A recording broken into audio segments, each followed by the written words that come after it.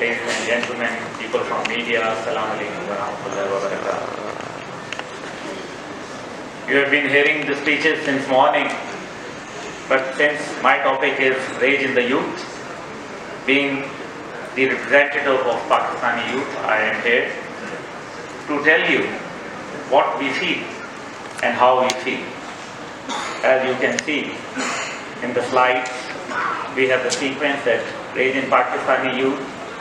These are some glimpses from my organization, which conducted almost 25 rallies across Pakistan in each and every province. And everybody on the streets, we used to appear on the streets to launch protests. But this time, the youngsters themselves, I think they are so much motivated that all these rallies that you can see, hardly in one or two I have participated myself, and without the leader, they conducted all those rallies on their own. From Rawalakot to Karachi, from Peshawar to Larkana, and from Quetta to Loralai, and name the place and you will find it, and Lahore, etc., Multan. Well, why this rage is in the youth? This is the question. I'll be speaking in Urdu and English language because I can see His Excellency Ambassador of Sri Lanka, who is very kind that he is attending the second session as well. Pardon me, I'll be very harsh. I'm son of a soldier and people expect truth from me. But the criticism is not going to be just for the sake of criticism, but we will just give our humble suggestion. Sayyid Fakhr Maan Sahab is my uncle also, and he knows that what mindset I have. But I'll be very open. Since the day India has annexed Kashmir, violating their own constitution, violating the constitution of the United Nations. So now what? Whatever they had to do, they have already done. This is our time to respond. But the later response will lead to so many problems. It will lead to a disaster. And this is what the enemy of Pakistan wants. They have clear agenda for past 2 decades. One is to denuclearize Pakistan.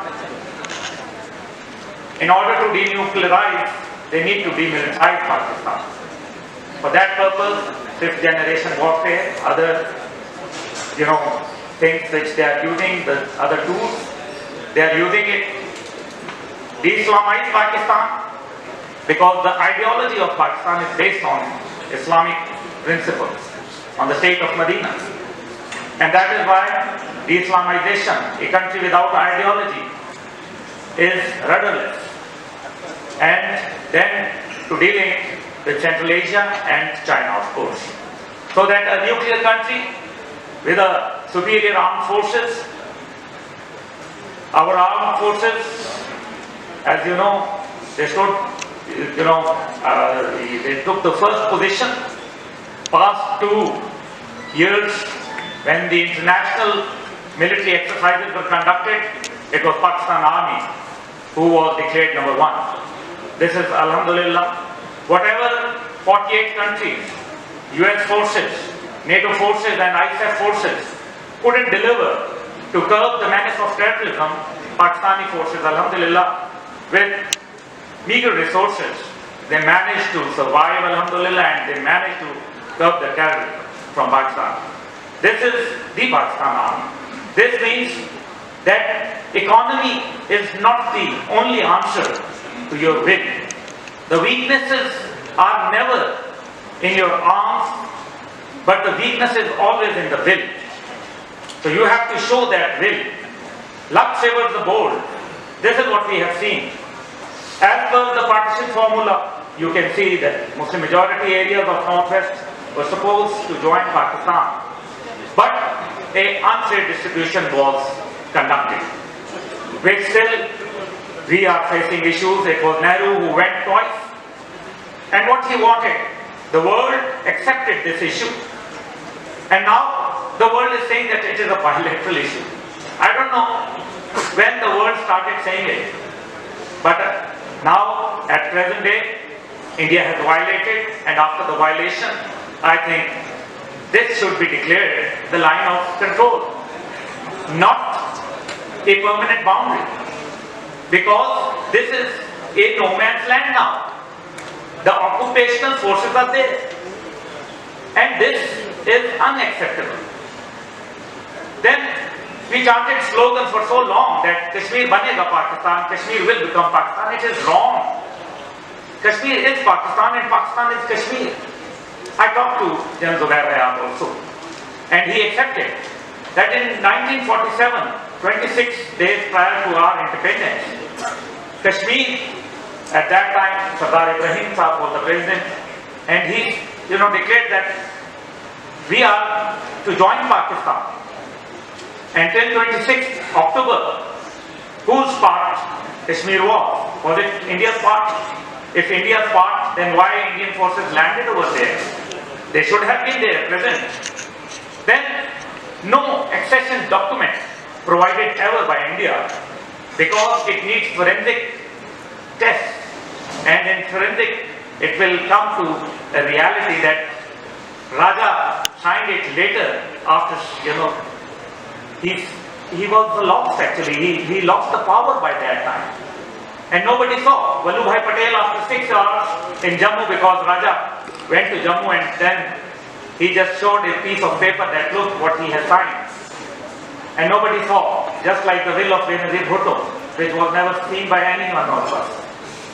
So, I don't want to get into this political thing, but I'll be very candid and I'll be very straight. Let's come to the points. Now, if the world is sleeping for so long, then do you think that with our protests, including myself, I conducted all those protests because my Prime Minister ordered the nation, and I have a huge respect for our Prime Minister. Whoever is the Prime Minister in chair, we have to respect, we have to follow.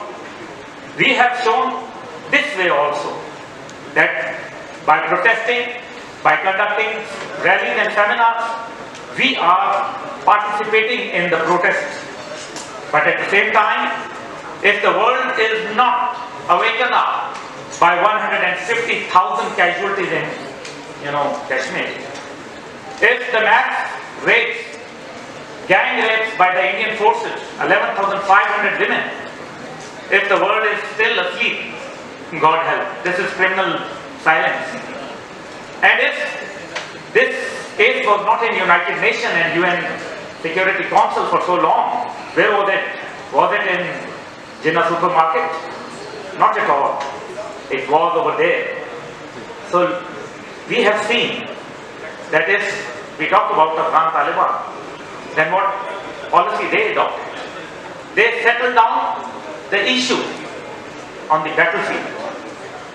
The first Afghan war was fought and British Empire was defeated. The second, my father Abdullah Gul played a role, and Alhamdulillah, Pakistan came out victorious. Jan Jafri knows it. He worked as a very important tool of Pakistan armed forces. Then later on, he became the ambassador to Bosnia, and he saw how the humanity kept their silence when the whole nation was forced to migrate, but people kept quiet. What about Syria? What about Rohingya, where the genocide took place recently? But where was the world? Where was the global village? Nowhere. And now, Afghanistan. If Afghans were the terrorists, according to American laws, they cannot talk to the terrorists. This means that Afghans are not terrorists. Taliban are not terrorists. That's why US conducting talks with them so openly. So, who is going to pay the compensation, sir? Will US pay the same compensation which they asked for the Lockerbie case?